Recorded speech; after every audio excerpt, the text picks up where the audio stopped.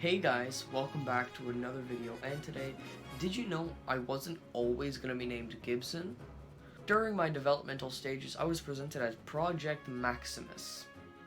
When I was near release, my parents unveiled the final name, Gibson. Was it disappointing? To some people, maybe, but it's interesting to look back before things were finalized and see what the code name was for certain things. So, you're a video game company who's developing a brand new console, and just like a child, you have to name it. Sometimes, though, it can be tough to find a good name, or maybe you just want to reveal it without giving too much info. So, what can you do? Just call it that. Console code names are the names that developers give to their console during development. They're also known as development names. These names aren't final, but they are sometimes better than the official name. So today I thought I would go through the history of console codenames starting all the way back in 1972. The first video game console ever, the Magnavox Odyssey, was also the first console to introduce the codename. During its development there were many models, but the one they ended up choosing to sell was the brown box model. They ended up changing the design of the device before its full release as the Magnavox Odyssey. 5 years later, in 1977, Atari released their new video computer system known as the Atari VGS, which was changed to the Atari 2600 in 1982. During its development, the software was codenamed Stella. In '78, Magnavox struck back with their Magnavox Odyssey 2, which went by many names. It basically had a different name for its development in every region it was released in. Now that Magnavox is a subsidiary of Philips, the console was also known as the Philips Odyssey 2. In other regions, it was also known as Philips VideoPack G7000, Philips Odyssey, and Odyssey 2. The very next year, Atari released the 8-bit family of consoles consisting of the Atari 400 and the Atari 800, with the codenames Candy for the 400 and Colleen for the 800. Then, in 1982, Atari released the Atari 5200, codenamed Pam. Now, the interesting yet odd part about all of this is apparently, according to the article that I found, Atari based these three codenames after well-endowed women who were working at the office at the time. If this shows us anything, it's how far we've come.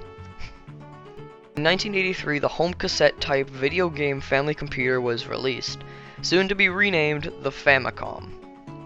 Now, the Famicom is the NES's Japanese counterpart, so I guess these could be considered the development names if you squint a little, but really I'm just pulling at strings because I couldn't find any records of there being a codename for the NES. That was released in 1985. The Sega Master System was originally a remodeled export version of the Sega Mark III, the third iteration of the SG-1000 series of consoles, which was released in Japan in 1985. I guess these could be considered, but it doesn't really count. I just thought I would mention it, for a fact of the day calendar. The final Atari console we'll look at today is the Atari 7200. This console was backwards compatible with the 2600, but had more advanced graphics, so it had the development name, the Atari 3600. The Sega Genesis was announced in the June 1988 issue of Japan's gaming magazine Beep as the Mark V, but Sega management wanted a stronger name, so they had many different options. They changed it to the Mega Drive outside of North America. The original code name for the Game Boy is Dot Matrix Game, referring to its dot matrix display in contrast to the preceding Game & Watch LCD screens. The Sega Game Gear, Nomad, 32X, and Saturn were all codenamed after planets: Project Mercury, Venus, Mars, and Jupiter. I don't know why most Sega consoles were named after planets, but I digress. I also find it interesting how the Sega Saturn went from one planet name to another. Now, I actually got this wrong in my gaming abbreviations video, but the original PlayStation's codename was the PSX. The abbreviation is just PS1. I learned that in my research. I thought I would correct myself. Finally get that off my chest. Whew. Now, unfortunately, I need to mention the Virtual Boy. The Virtual Boy had the codename VR32 in its development because it ran 32-bit graphics and it was, in heavy air quotes, virtual reality. Then the next year it was discontinued and replaced by the Nintendo 64. During the N64's development, it was under the codename Project Reality, with the planned release being the name Ultra Famicom in Japan and Ultra 64 everywhere else. But they ended up changing it so they could have one unified name around the globe. In the mid to late 90s, Nintendo was working on a brand new Game Boy codenamed Project Atlantis, but in 97 it was suspended because of the great sales from their old brick. It was too soon for another. Then in 2001 the Game Boy Advance was released, and by looking at the hardware it was pretty much Atlantis. Then in 2005 the GBA got its second redesign, the Game Boy Micro. It was small, rats really loved it, and it was codenamed Oxy. Out of all the codenames said already, this is most likely the one that everyone knows. I'm of course talking about the GameCube's codename, which was Dolphin. I say this is the one most people would know because of the Dolphin emulator, the GameCube and Wii emulator, which got its name from the GCN's codename. Allow me to introduce Microsoft with their foray into the world of console gaming with the Xbox. The Xbox was codenamed Midway after the Battle of Midway, symbolizing how they wanted to pass Sony and win the console war. Ain't that ironic? Unfortunately for Microsoft, they had never made a controller before, so they made this unholy thing, the Duke. Microsoft needed to act fast, so they started development on a new controller, and they codenamed it. This is the only time I've seen a company codename a controller. But do you know what? Do you want to know the funniest part though? They codenamed their new controller Akabono. Now that's odd on its own, but a little Google search shows you that this is the same name as a 93-year-old Japanese brake pad company and an MMA fighter named Chad Akabono Rowan. Akabono being his nickname. Why did they name it this? Is it like an anagram? Is it like if you read it backwards? In March 2004, a document containing most of the technical specifications for Nintendo's new handheld was leaked, also revealing the internal development name Nitro. In May 2004, the console was shown in prototype form at E3 2004 under the name Nintendo DS. I like the codename Nitro, but I feel like the name DS just fits better, kind of like the Wii. The Wii was codenamed the Revolution, but the Wii's technology wasn't so earth-shattering that it would deserve the name Revolution. Like, it just hasn't been done before. I feel like it needed the name Wii, or else it would not have sold as well. Riding off the success of the Revolution, the PlayStation Arc started development and released in 2010, later renamed the PlayStation Move. Once again, this is a case of I prefer the code name, but the final name fits better, or IPTC, BTF, and FB. Isn't that so much easier to remember? A couple of years prior, in late 2005, known during development as the Xbox Next, Xenon, Xbox 2, Xbox FS, or Nextbox, Microsoft's greatest selling Xbox console was released, the Xbox 360. And 5 years later, Microsoft's answer to the Wii's success was announced, Project Natal, later known as the mess that is Kinect.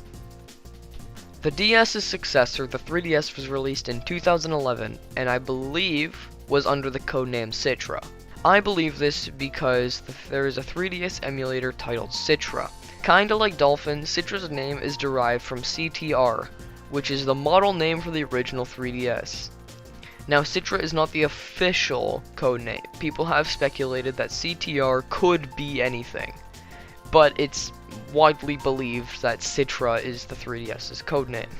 In April of 2011, an uncredited source indicated that Nintendo was planning to unveil a successor to the Wii known as Project Cafe at its E3 2011 presentation. The Wii U released and sold more copies than there are people in Belgium. Still less than Chad. Initial hardware for the 360 successor, commonly referred to by the industry as the Xbox 720, was reportedly under development as early as May 2011. The official developer kit was codenamed Durango and appeared to be available to developers by mid-2012. Leaked documents suggested that the console would include an improved Kinect sensor, cloud access to gaming and media, integration with phone and tablet devices, and technology to provide players heads-up displays on glasses worn by the player, codenamed Fortaleza. Microsoft did not comment on these reported features, and to be honest, I don't think they really came out. Like, I'm not an Xbox guy, but I don't think they really improved the Kinect sensor all too much. I don't think they might have included cloud access. They might have included the phone and tablet integration, but they did not. They did not make glasses with like little pop-ups on it. So Fortaleza is still, it's either cancelled or it's put on hold. While Sony isn't big on codenames for their consoles, only doing it a couple times in the past, they opted to give in and codename the PS4 Pro and PS Vita.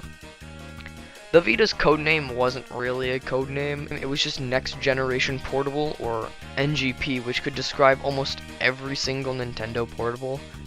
The PS4 Pro's codename was Neo, not the PS4, they skipped that one for some reason.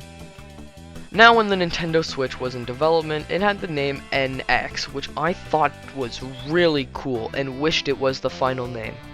And now, for me, it's an IPTCBTFNFB. Actually, this was the first codename I vividly remember talking about. I remember speculating about this console in the schoolyard with Elliot, questioning if Cappy was gonna be evil or not, and stupid stuff like that. I don't know, we were nerds. The good old days. Now to round things out, I'm gonna talk about the Xbox Series consoles. Rumors of new Xbox hardware had started as early as June in 2018, with Phil Spencer confirming that they were deep into architecturing the next Xbox consoles at the time. The hardware was believed to be a family of devices under the codename Scarlet, including a low-cost version following a similar scheme as the Xbox One family of consoles, with major emphasis on game streaming and backwards compatibility. By March 2019, further industry rumors had led to speculation of two consoles within the Scarlet family, under the codenames Anaconda and the low-cost Lockhart version. I vastly prefer these names to the ones that we got. I always get the two mixed up between like Series S and X and all of that. I like Anaconda and Lockhart. It's so much easier instead of trying to remember. God, which one's the more expensive one? Is it mini fridge or Bluetooth speaker? Just Anaconda and Lockhart, they don't fit as Xbox consoles, but at least like I can differentiate the two. They're shorter and more memorable. I just prefer it. And you know the second that they make a hardware revision to the Xbox Series consoles, the names are gonna get like twice as long. Maybe I just have a problem with the way Xbox names their consoles, but I digress. So that was my rant about console codenames, and after all of that, I think I finally know what I'm gonna codename my console. Okay, what do you think of Project Chad? Just wait until they learn the actual name is gonna be the Sneeze Box from Crappy Studios.